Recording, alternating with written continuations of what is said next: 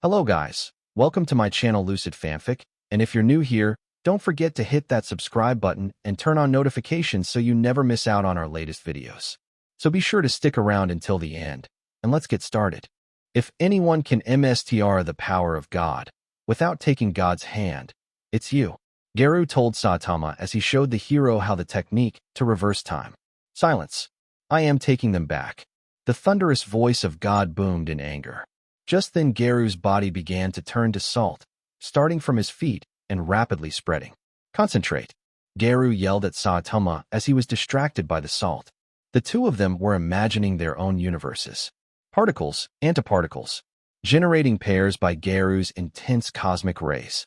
The antiparticles moved backwards in time. The two types of subatomic particles, one moving forward and the other backwards, began to imitate each other's movements. In Saitama's case, when all of the subatomic particles that he consists of did this. Now, Saitama, get going and defeat it. Garou yelled as Saitama began to move through the time stream. You of all people can do it. What you've got to defeat is that ominous future. Garou yelled as his body fully transformed into salt and crumbled away. On that day, in that now-dead timeline, Garou the hero hunter made the ultimate sacrifice, and through his actions, Saitama would prevent his ascension to cosmic fear. But this act didn't go unnoticed. Somewhere? Where the hell am I? Garou asked himself as he awoke in a strange white void. Ah, good. You're awake. An unknown voice stated from behind him. Garou immediately leapt to his feet and took a martial arts pose. What he saw confused him. It was a young man, around 20 years old, in a red and green yukata, performing a traditional tea ceremony. Who the hell are you? Where the hell am I? Are you God? Because if you are, I'm going to kick your butt here and now. Garou exclaimed in frustration and anger. The man took a sip of tea before answering. To answer your burning questions in order. I am God. You are in my personal dimension, not the one you know, and I'd rather not fight you. The being, now stated to be God, replied. What do you mean, not the one I know? You're not making any sense. 1 minute I'm trying to teach a bald naked dude to turn back time, whilst turning to salt. The next minute I'm here, and you're claiming to be a different version of the guy who was turning me to salt. Garou stated angrily. Tea. God offered. With a brutish grunt, Garou accepted the offer and took a swig of the tea. It was good, not as good as his MSDRS, but it was good. Now that pleasantries are out of the way, my dear boy, how about we get to the nub of this matter? Why I brought you here? God stated as he got up. Yeah, why the hell am I here? Last time I checked, you don't go to heaven for killing people. Garou stated as he lamented his actions as cosmic fear. You're right, normally you don't. However, you are currently under extraneous circumstances, my friend. Whilst it is true in your cosmic fear mode your radiation did end up taking the lives of nearly 5 billion people, which was completely indirect from your desires, and due to your actions with the man named Saitama, you reversed those actions at the cost of your life. A rather selfless act, wouldn't you say? God explained. So what? Do I get some eternal reward for making one good act in my entire life? Because I highly doubt giving my life undoes all the SHD I've done. Garou replies as he sips the tea again. Again, you are rather correct in the statement, my dear boy, and I put me in a bit of a bind. Your actions of the hero hunter would let you know a couple of centuries in purgatory. Your actions as cosmic fear would send you to hell, but your final heroic act has put me in a bit of a bind. God explained. So which is it then? Am I being rewarded? Am I going to be punished? Am I going to be sent to some eternal purgatorio void forever? Garou asked, somewhat fearing the deity's response.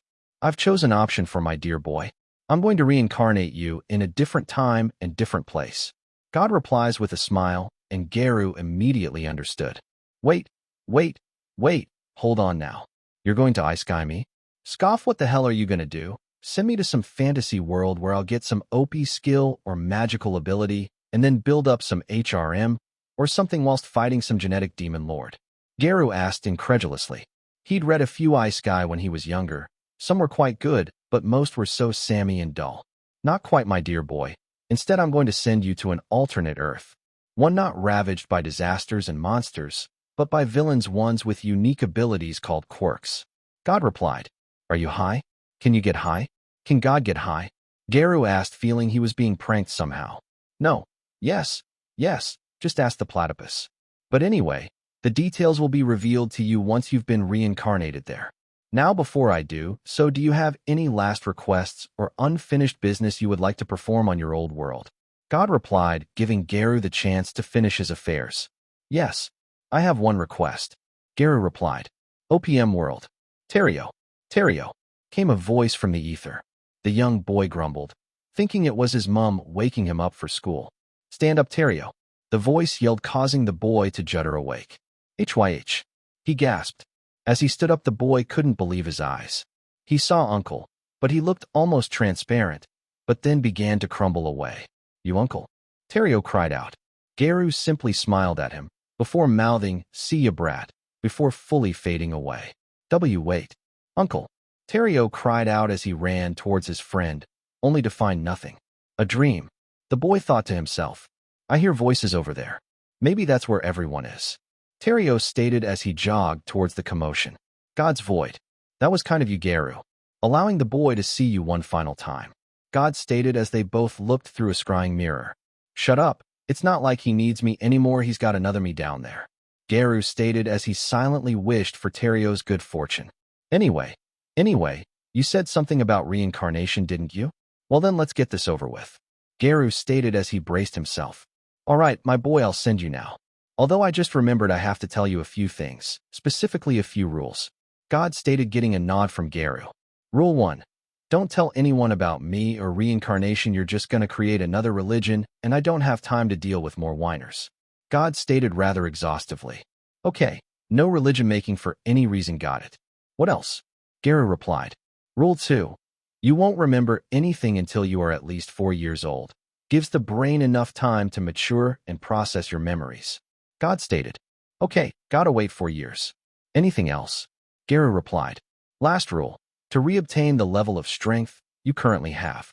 I can't actually give you any of these quirks, you're going to be completely powerless, sort of.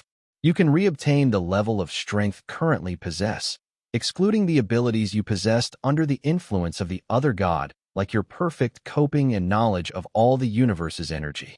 God explained. Okay, so I'm at square one until I get my butt in gear. Won't be so bad. I'll be able to re-examine the basics. Garou stated. All right then, off you go, me speed Garou.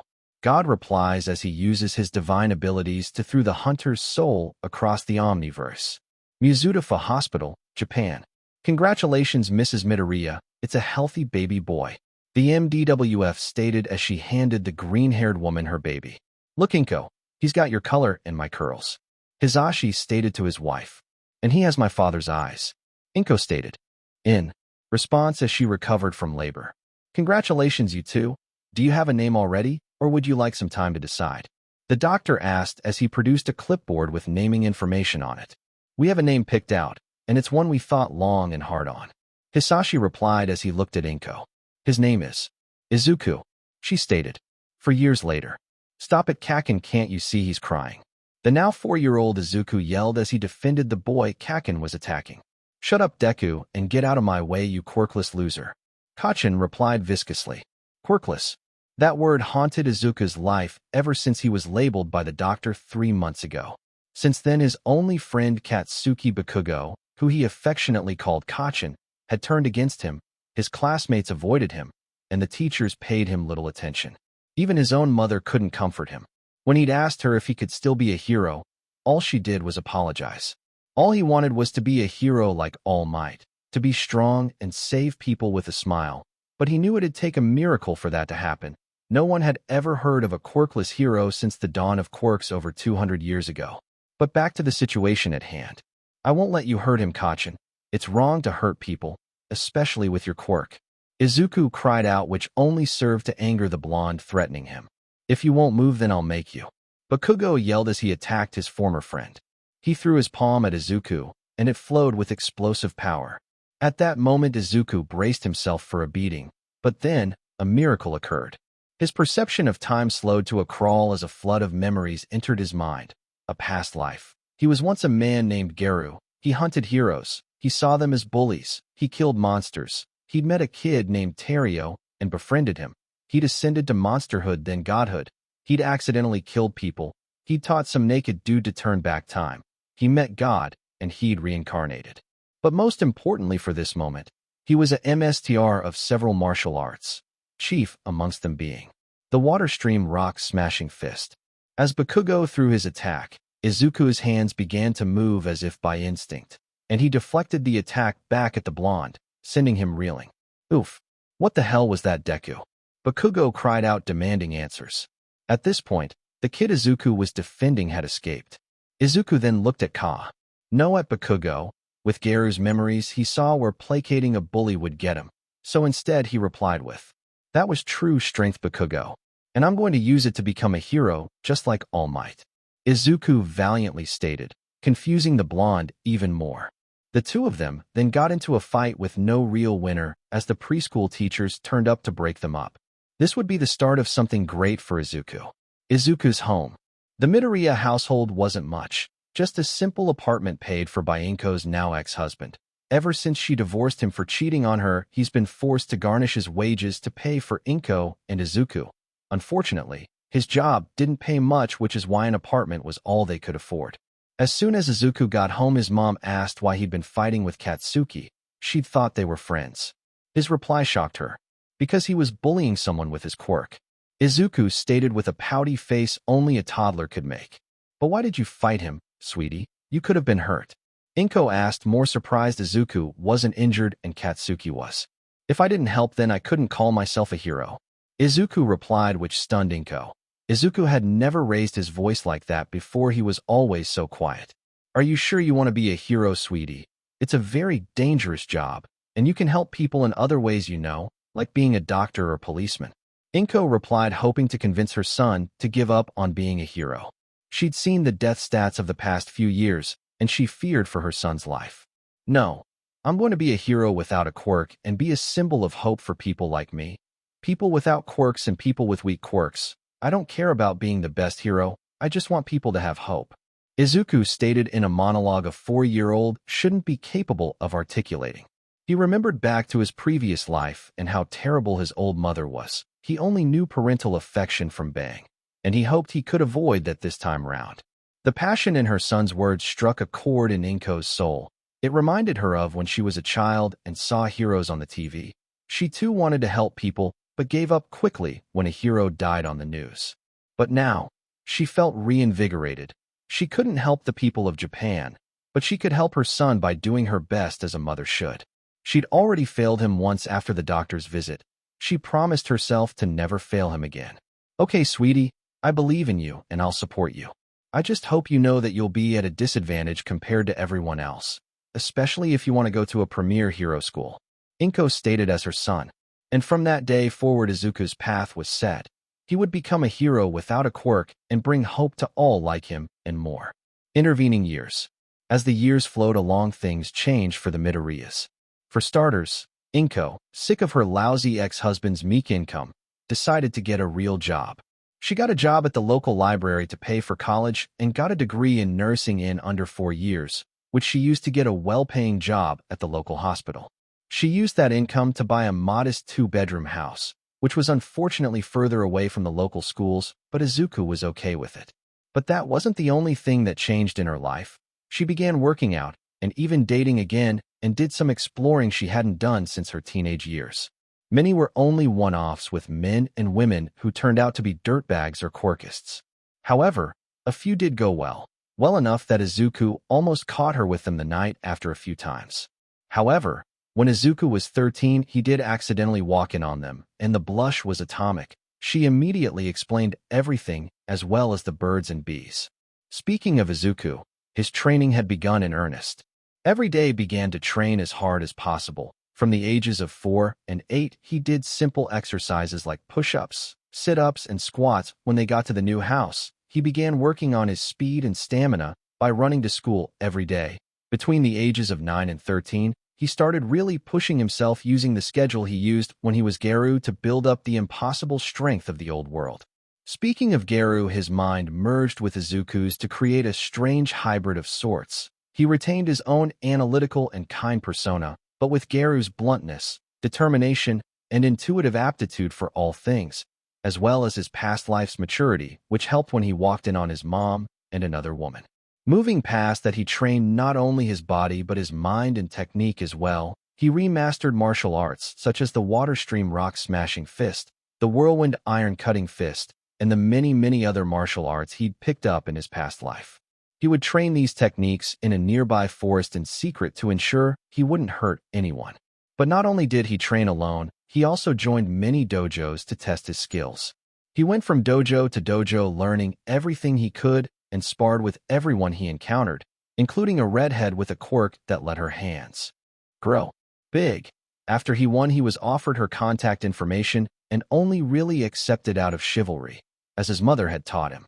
But beyond just his physical abilities and martial arts skills, he also relearned other skills he'd need to be a strong hero, such as sensing and projecting killing intent, as well as the art of the god of hunger's metabolism, which let him rapidly heal his body through accelerated metabolism. However, it wasn't just Izuku's home life that improved. His school life actually became half-decent. Sure, due to Bakugo's persistent animosity towards him, he never had any real friends, but he had plenty of acquaintances and people to talk to.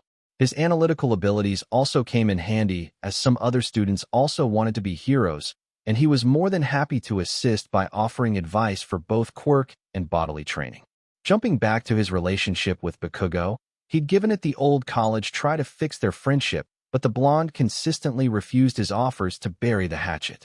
The blonde would challenge Izuku almost daily to fights, and every time Izuku won, due to his martial arts skills and superior strength and experience. These conflicts got even worse when they got to Aldera Middle School, where the teachers seemed to be actively trying to cover for Bakugo and blame everything on Izuku. It got so bad that Izuku began wearing a mini camera to record the evidence of self-defense against the blonde bomber.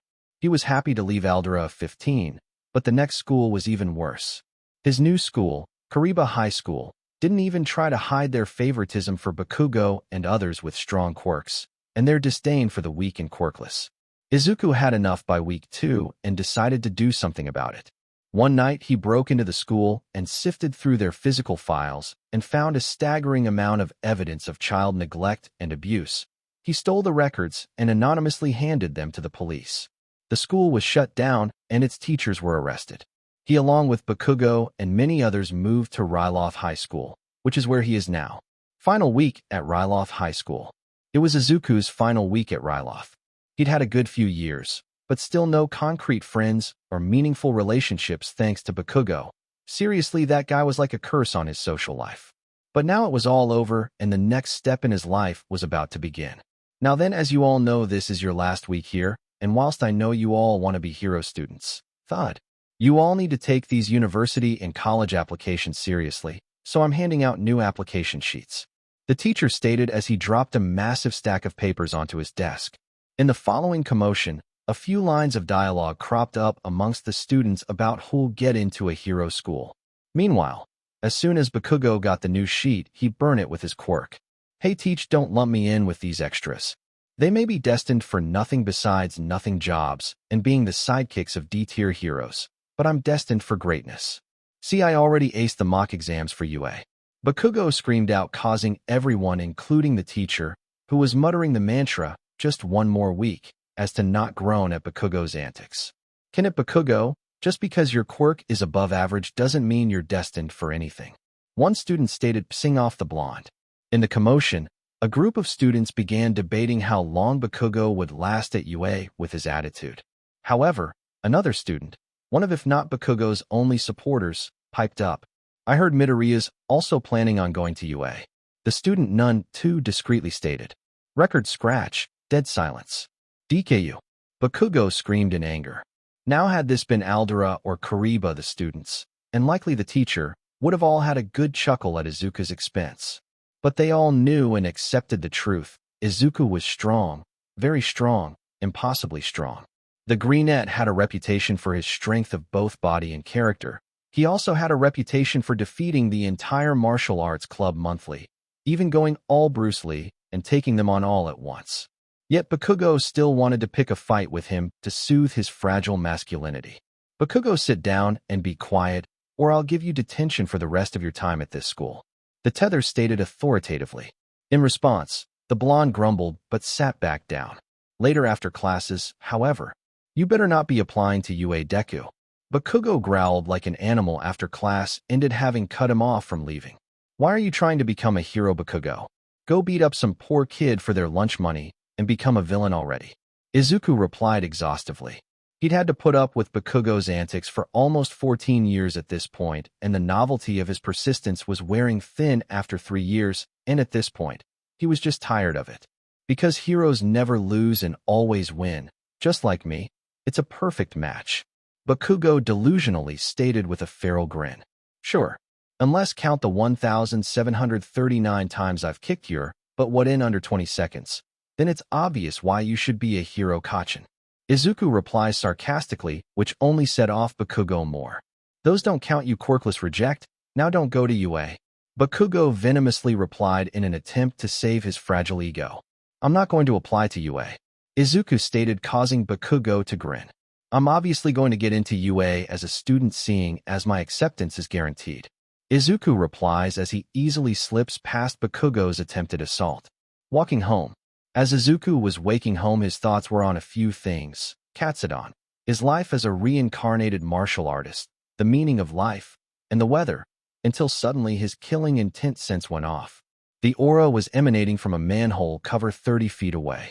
Said manhole cover them suddenly shot up 60 into the air, propelled by sludge with eyes and teeth. A medium-sized invisibility cloak.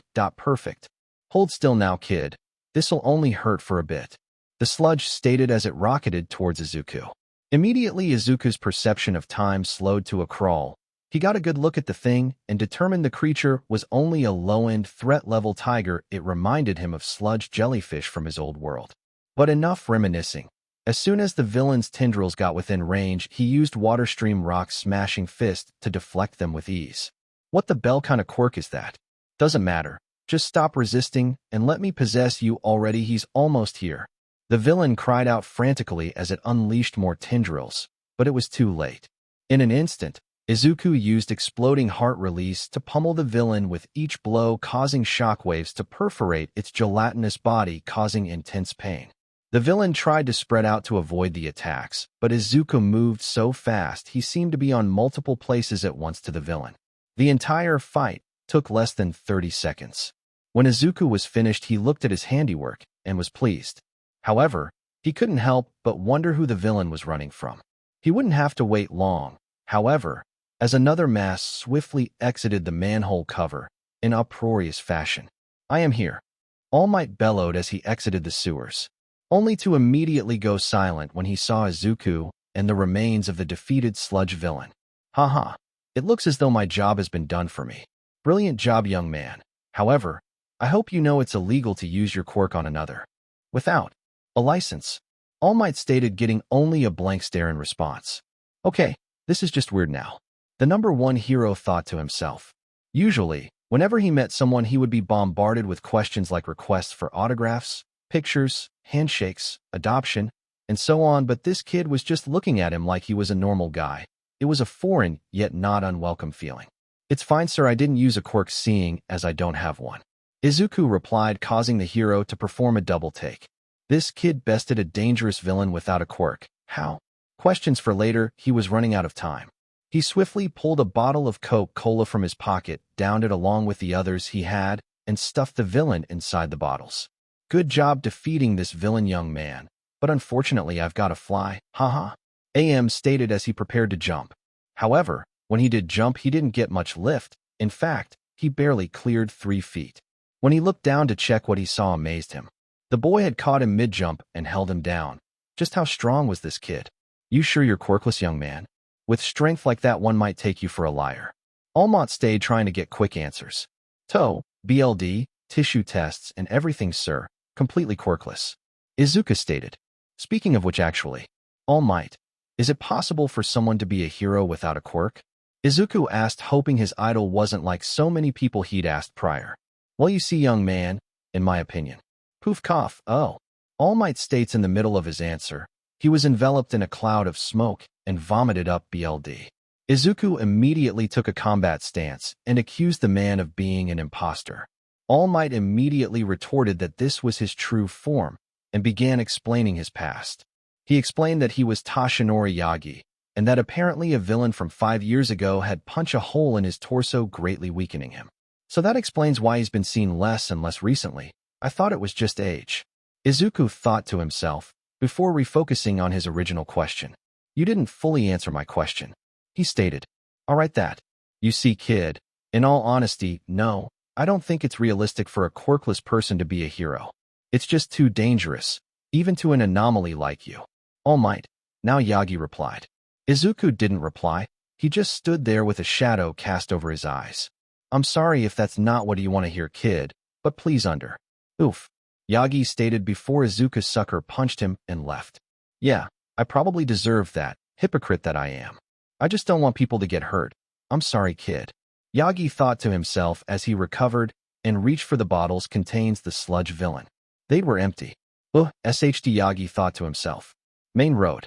Izuku was in a foul mood now. Though to be honest, he wasn't really expecting much. He'd heard it all before. How you need a quirk to be a hero. It just hurt more coming from someone he looked up to. As he continued to brood, suddenly, he heard an explosion in the distance, followed by a commotion. Immediately, he ran towards it. What he found shocked him.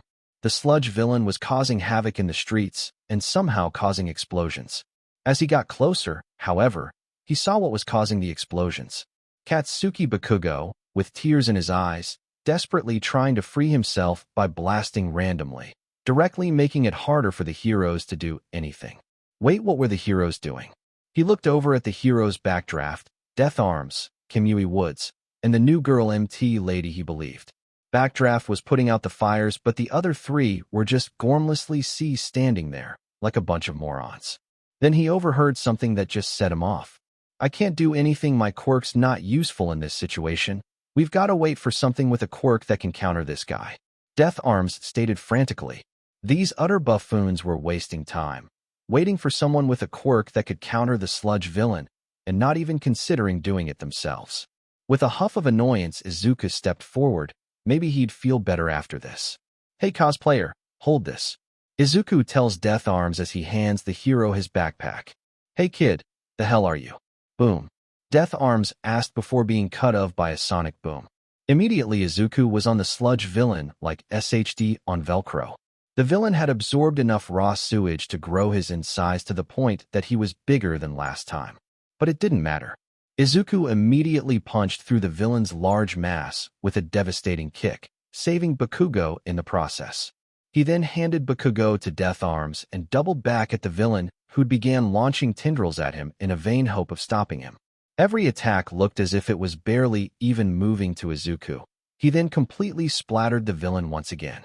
The whole event took less than a minute, and by the end of it, the crowd and the heroes were flawed by what they had just witnessed. Immediately the crowd began to cheer for his victory. However, the heroes did not view Izuku's actions as heroic. Kid, do you have any idea how stupid that was? You could have gotten yourself killed. Death Arms stated indignantly. Well, when I saw that there were no heroes around to save him, I figured I'd have to do it myself. Izuku replied smugly, sing off the trio of heroes. Kid, we are the heroes. Can't you tell from the outfits? MT Lady replied in an offended tone. Really, you're heroes? From the way you were so valiantly standing around doing nothing, I mistook you for cosplayers. Izuku replied with a smug face, getting a ooh from the crowd. Listen kid, the reason we weren't doing anything is because our quirks didn't match the situation. It's something we all have to learn one day. We can't save everyone. Kamui Woods stated, trying to salvage the situation. I'm sorry, but can't you regenerate? Isn't it a hero's job to risk life and limb for the sake of others? Or did you three skip that class in favor of coming up with one-liners like, a pleasure to make your butt acquaintance? And what do you mean by we can't save everyone? What kind of a mindset is that for a hero? Izuku asked in an incredulous tone. At this point, the crowd was siding with Izuku. The kid was right. These heroes, which their taxes paid for, just stood around doing nothing, and now they're trying to scold the person who did their jobs for them. The crowd immediately began to boo the heroes, and someone began to throw fresh groceries at them. In the commotion, Izuku slipped away and walked home, in a better mood than he was in a few minutes ago. However, it wasn't just the crowd Izuku had impressed. A certain blonde hero had also bore witness to his actions and speech. I've screwed up big time. Yagi mumbled to himself as he stood in an alleyway. Midoriya household. Izuku woke up early that morning to get his morning exercise routine out the way. His mother cooked breakfast, which he inhaled in seconds. Just before he left for the entrance exam, his mother stopped him. Izuku, sweetie, I'm so proud of you. Inko states as she hugs her son lovingly. Thanks, Mom, and thanks for believing in me all these years. Izuku replies, having forgiven his mother for the whole apology thing. When he was after that, he took off for UA, on foot, the whole 10 kilometers. UA Gate. When Izuku arrives at the gates of UA University, was in a cloud of dust as he came to an instant stop. He looked up at the dazzling gate and soaked in the atmosphere.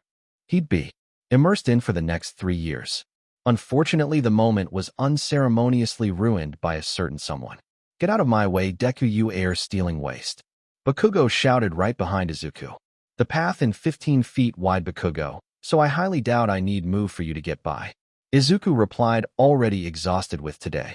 Bakugo didn't respond and just went around him. Izuku then took a deep breath and proceeded. As he walked, however, a girl with brown hair and round face raced by, clearly in a hurry. The girl tripped on what looked to be a trap tile.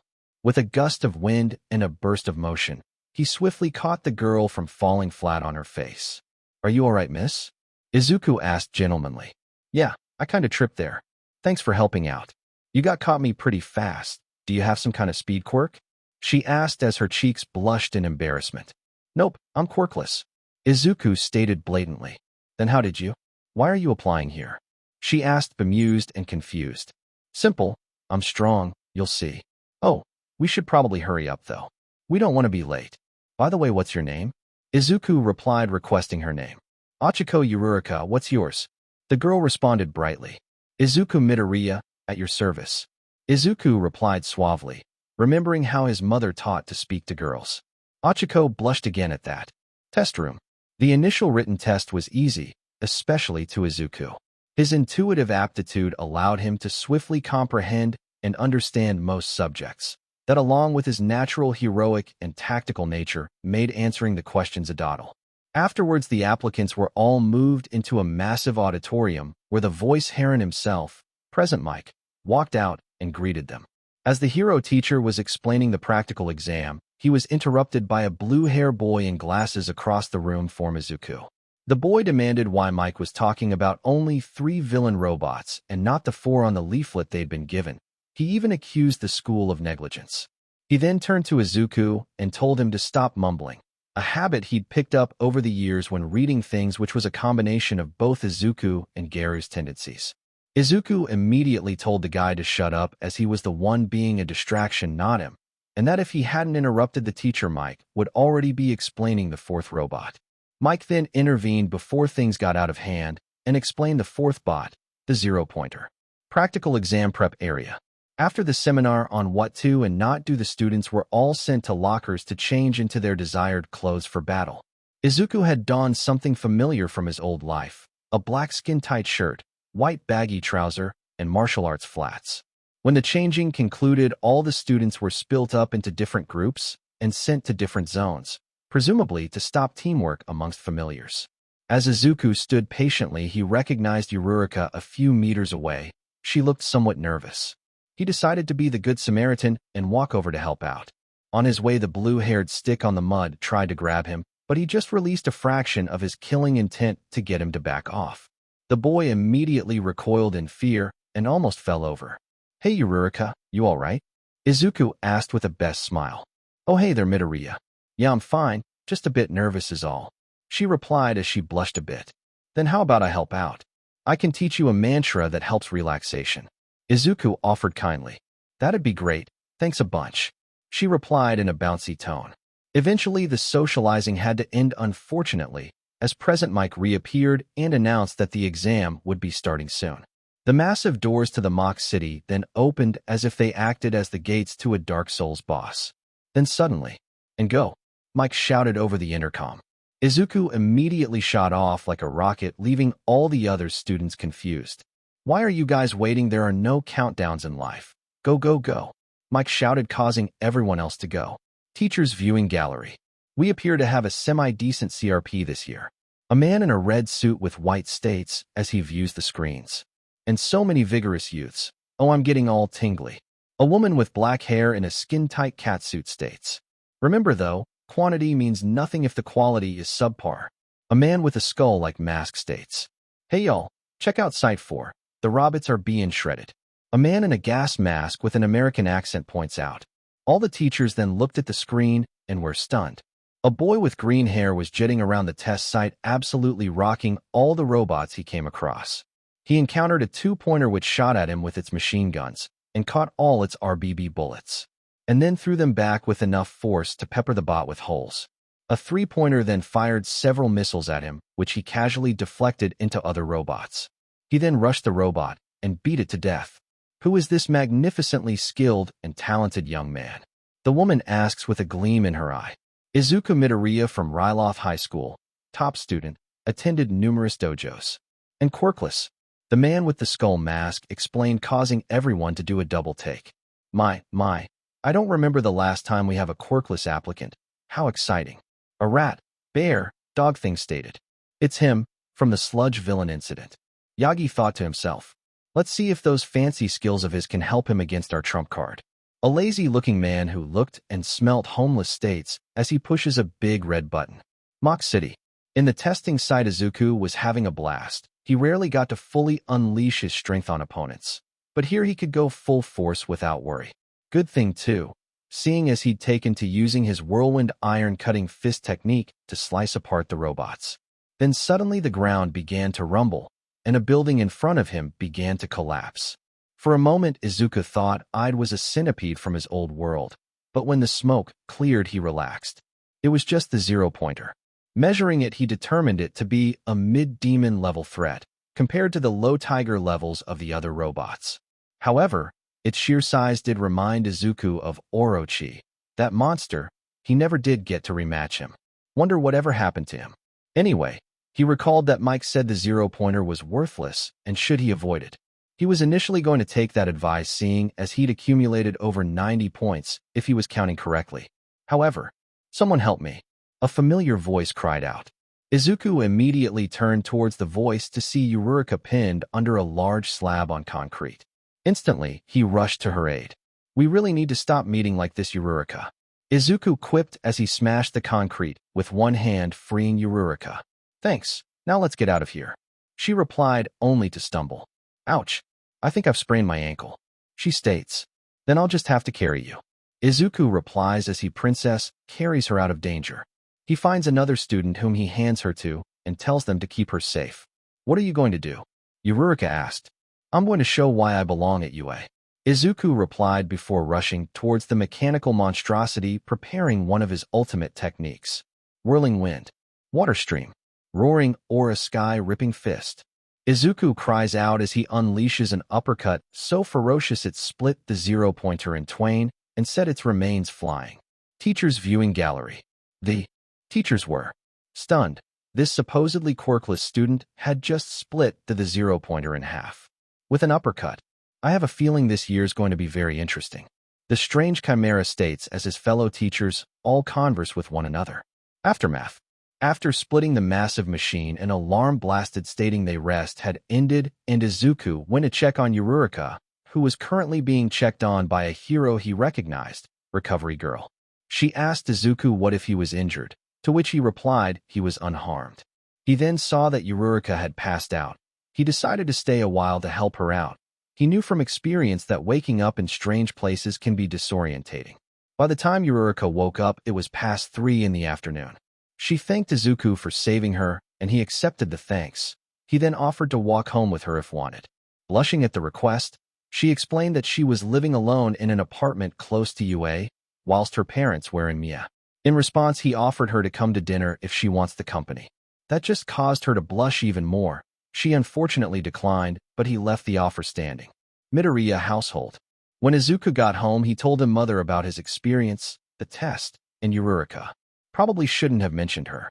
His mother was extremely proud of him and them tears him about Eureka for an hour straight. After that, they cooked dinner together and celebrated. 3 weeks later, after nearly a month of waiting, it had finally arrived. Izuku was relaxing in his room playing on his SWCH9 when his mother burst in waving a letter around. It's here, Izuku, your letter from UA. Inko cried out enthusiastically. Immediately, Izuku grabbed the letter and sliced it open, causing a small hollow emitter to fall out. He pushed the on button with some trepidation. Greetings, Izuku Midoriya. I am one as homeroom teacher, Shoyuta Aizawa, and I'm here to inform you that you passed the exams required to enter the hero course. On the written test, you scored 98%, which gets you into the general education, but you also into the hero course due to your scores in the physical exam, where you not only scored 107 villain points, but 60 hero points. That's right, you heard me. Hero points. What kind of hero school only grades their students on villains hospitalized? The man named Aizawa stated in a voice so dry it made the Sahara seem like an ocean. Congratulations on passing. CEO Day 1 Goob. What? Do I have to say it? Okay, fine. Welcome you your hero academia, he stated after arguing with someone outside the recorder's field of view. He got it. He actually got in. Inko immediately hugged her son compassionately as they both cried tears of joy. First day. Today was the day Izuku would take the next big step towards his dream of becoming a symbol of hope. His mother had just finished fixing his tie. Even with 36 years of memories, he still couldn't fix one. Inko then stood back and admired her son. Izuku, sweetie, you look so cool, Inko states as he blushes with pride. Thanks, Mom. I really appreciate it, Izuku replies as they embrace each other. After the high, Inko went over all things Izuku needed, which he'd checked and double-checked. Finally, after all that, he left for his first day at UA. On foot.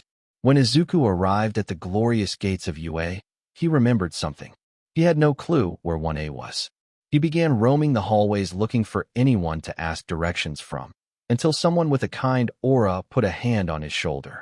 Hey there, little listener, you lost? Present Mike asked. Yes sir, I'm looking for 1A. Izuku replied. Then follow me please. Mike replies and Izuku complied. However, he was too busy checking his uniform to notice something. We was no longer on the lecture room section of the university, he was now in front of the dean's office. Wait, am I in trouble for some reason? Izuku thought to himself as he ran through his memory to see if he'd done anything. I can see your confusion all over your face, little listener. But don't worry, the dean just wants to confirm a few oddities about you, Mike stated vaguely before opening the door. The dean's office was humble yet extravagant. The design was simple, yet Izuku could tell all the material in it cost a fortune. Izuku saw that recovery girl was sitting on one of the sofas, and there was a strange animal at the main desk. Ah, young Midoriya, welcome. I can tell you want to know who I am. Well, am I a bear, a rat, a dog? Whatever I am, I'm the dean of UA Nizu. The dean introduced himself. A pleasure to meet you, sir, but why am I here? Izuku asked, hoping he wasn't in trouble. It's about your unique abilities, shall we say? Nizu states, and Izuku immediately caught on. This is about me putting quirkless on my application, isn't it? Izuku states. Correct. Which is why I would like Recovery Girl here to take a BLD test to confirm it. Nizu requests as Recovery Girl approaches him. You could just check my medical records. I've had every test possible done. Izuku replies as he lets the university nurse draw some BLD. We just like to be thorough here. Now that that's taken care of, I'll have Present Mike escort you to your homeroom. Nizu states as he waves goodbye to Midoriya. 1A classroom. Mike did in fact escort Izuku to the right place this time, and as soon as he entered he felt tired. Take your feet off your desk this instant. It is rude and disrespectful to the university. The boy with blue hair whom he met at the entrance exam yells, specifically at one Katsuki Bakugo. SHD up 4 eyes. Did your old school put a stick up your butt of something? The blonde replies angrily. Izuku was about to say something witty, but was interrupted by a girl with pink hair and skin, horns, and black eyes with yellow irises. It's him, the new record holder. She cries out as the rest of the students look his way. You. Blue hair says, approaching Izuku. My name is Tenya Ida, and I must apologize for my behavior. You both clearly understood the test better than I, and I was wrong to accost you before it began. Ida states as he performs a perfect 90-degree bow. Meanwhile, Bakugo was just seething in own resentment. I recognize that curly green hair. Hey Midoriya. A rather familiar voice states from behind him. Hey Eureka, you got in, that's incredible. He replies as his young adult brain tells him she looked nice in the uniform. As the two conversed, others in the class discussed Izuku breaking the UA entrance record. So he's the guy that scored even higher than All Might did back in the day? A boy with Ted's spiky hair asks. Wasn't the old record something like 140 to 150 or something? A girl with purple hair and jacks in her ears asks. Fucking cheatin', Deku. Bakugo grumbled. Cheating? Hell do you mean by that? The purple hairs girl asked. What was that weird ears? Bakugo snapped in response. She was just asking what you meant by cheating, no need to snap at people like that. A rather voluptuous girl with raven black hair states. How could anyone cheat on the entrance exam? A boy with blonde hair with a black streak asked. Because Deku is F quirkless. Bakugo screamed in anger, causing the entire class to stare at him. Excuse me, but who is Deku? The black-haired girl asked, incredulously, not liking that how she may be in a room with a quirkist. He means me. Izuku states. Deku is a name he calls me, which just means useless on account of me being quirkless. Izuku states, not seeing any reason to lie. They'd find out sooner or later, may as well get the reveal done and over with. Manly. The red-haired boy mutters under his breath in reference to Izuku breaking the record without a quirk. Just then, before the conversation could continue, Izuku sensed someone sneaking behind him. Stomp.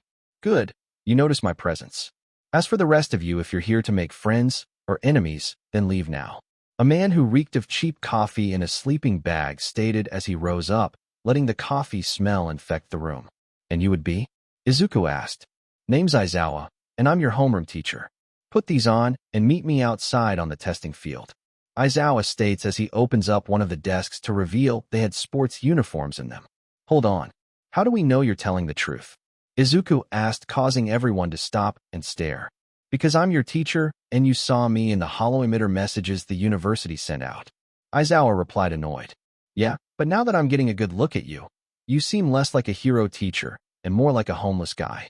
Izuku states, annoying Aizawa further. Why are you asking so many questions? He asks. Why do you smell like you haven't showered in over a fortnight? Izuku counter-asked. At this point, the class was on Izuku's side. This man definitely didn't seem like teacher or hero material. Look, we can stand around illogically wasting time, or we can get a move on, it's your choice. Aizawa states rather indignantly as he left for the testing area. So, what do we do? A shirt boy with purple ball on his head asks. Yeah, this could be a trap. A girl with frog-like features states. Then I guess we best string that trap. Izuku states, as he picks up his sports uniform. Testing area. After around 15 minutes, the class found themselves at the testing area in their sports uniforms. You're all going to perform the standard fitness test you have done in the past as dictated by the government. But this time you will use your quirks. Aizawa states, getting confused looks from the class. It seems you don't understand. Can I have a volunteer for an example? Aizawa requests. I'll show them. Bakugo confidently stated as he walks forward, and annoying Ida and a red-haired student that had raised their hands. How far did you throw in middle school? Aizawa asked, completely unwilling to waste time fixing Bakugo's manners.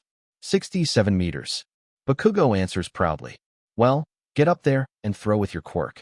Aizawa says. Are you sure? Bakugo asks with a toothy grin. As long as you stay in that circle, anything goes. Aizawa says. Cover your ears, everyone. Izuku calls out as several students immediately comply. Die! Bakugo yells as a massive explosion launches the ball out of sight. You all need to know where you're starting. Aizawa says, holding up his device, which shows that Bakugo threw his ball over 700 meters. As the class excitedly comments on the free use of quirks, Aizawa visibly scowls before threatening expulsion for the worst student, immediately scaring everyone and putting them on edge, all but one. And what gives you the right to expel us after knowing us for less than an hour?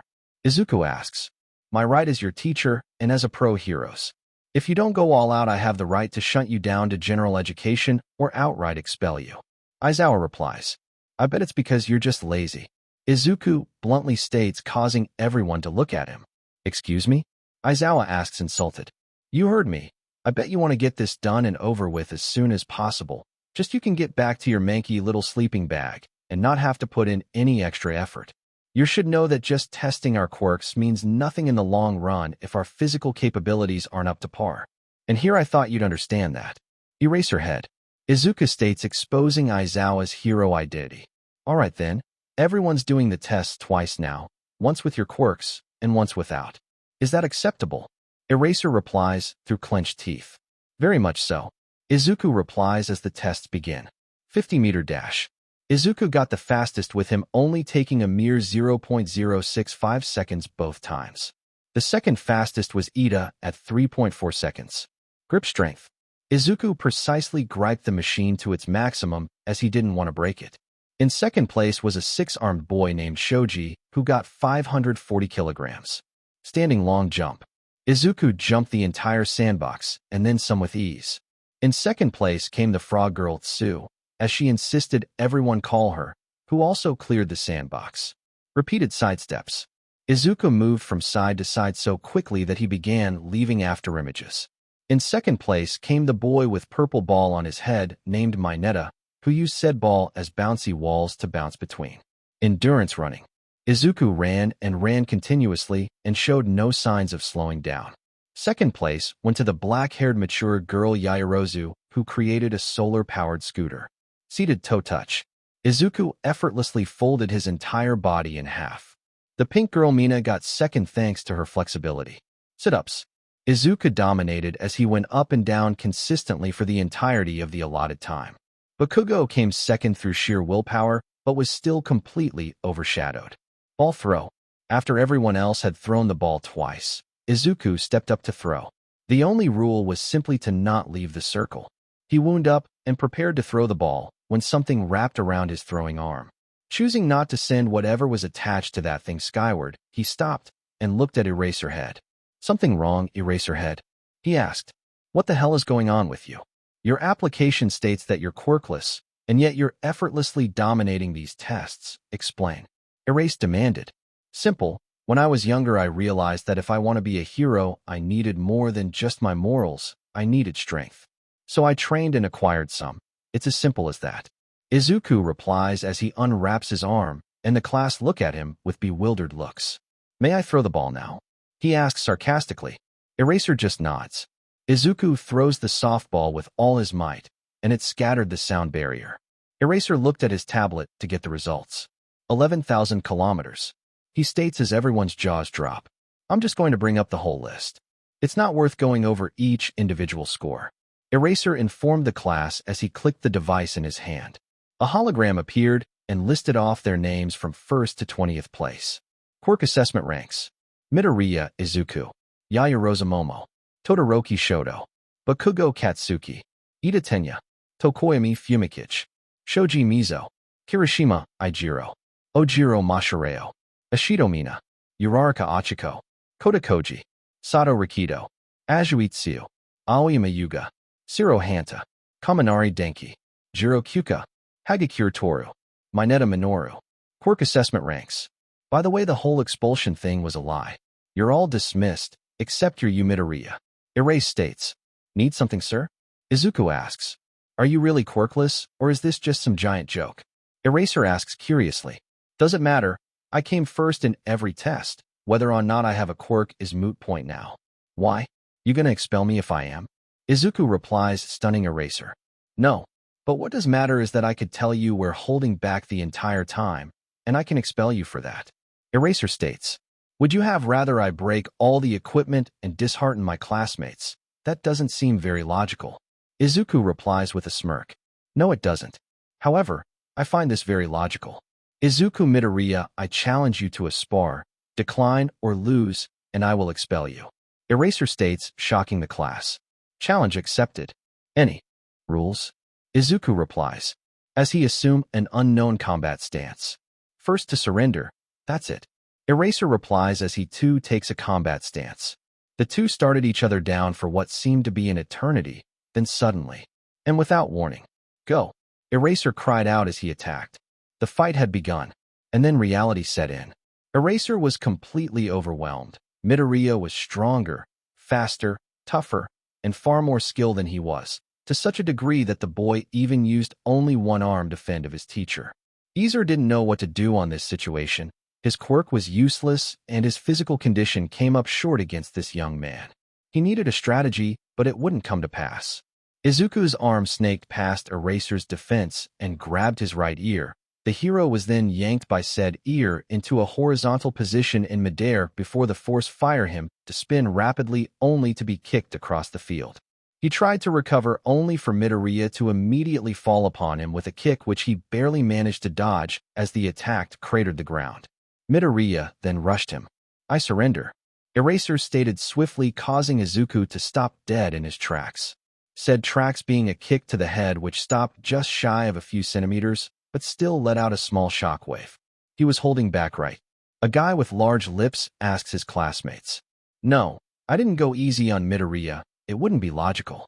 He completely outclassed me," Erase admitted, but then realized that the class saw everything.